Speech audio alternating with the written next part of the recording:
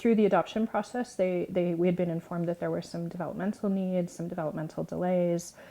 Our son, who was 4 when he came to our family, was diagnosed with with ADHD.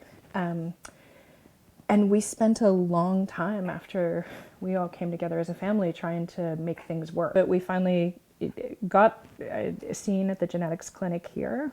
They looked through all of our files. At that point, we had a stack, the file on each of the kids was probably this thick. And very quickly, finally, there was a absolute diagnosis that this was fetal alcohol spectrum disorder. These kids are being labeled as kids with behavior problems. They're being labeled as bad kids.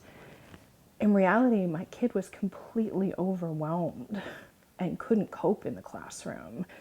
And the answer to that, even by a school team that was really supportive, was let's try another behavioral plan. That was never going to work. And so being able to change the conversation with them and say, with the school team and the school board, and say, we're no longer going to talk about behavior strategies, we're going to talk about what's the right accommodations to support a brain-based disability. Instantly, things changed for him. It's quite a complex disability, and I think a lot of people don't understand. I think once people do understand the disability, it's a permanent brain injury. Once they understand that, that's when they accept and they're able to put accommodations in place.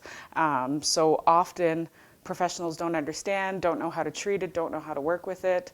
And a lot of families kind of get the door closed because they say, we can't serve these kids.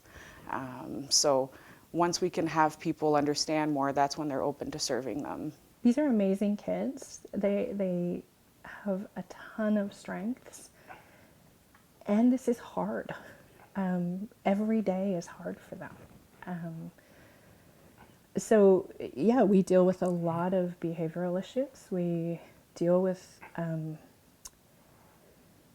it's hard to regulate. And again, for kids that have held it together all day at school, home is often the safe place where they can come home and just lose it. The perfect analogy is a shaken can of Coke.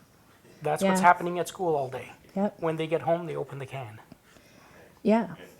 There is still a lot of stigma for parents about, oh, you just need to be more disciplined. You just need to, We've heard the comments through ourselves as we're bad parents from neighbors, and so once we figured out what it was, the neighbors backed off, and some of them are supportive. And so to sit in a room with other parents who are living the same thing you are, who see the strengths and the good in your kids, and who then enable your kids to also have relationships with other kids, I think is so important. And that's the thing I would tell parents is educate yourself, connect into resources like the FART program and like the know who your FASD worker is. There are 35 of them across the province. Know who they are. Don't try to do this on your own. And find other parents who get it.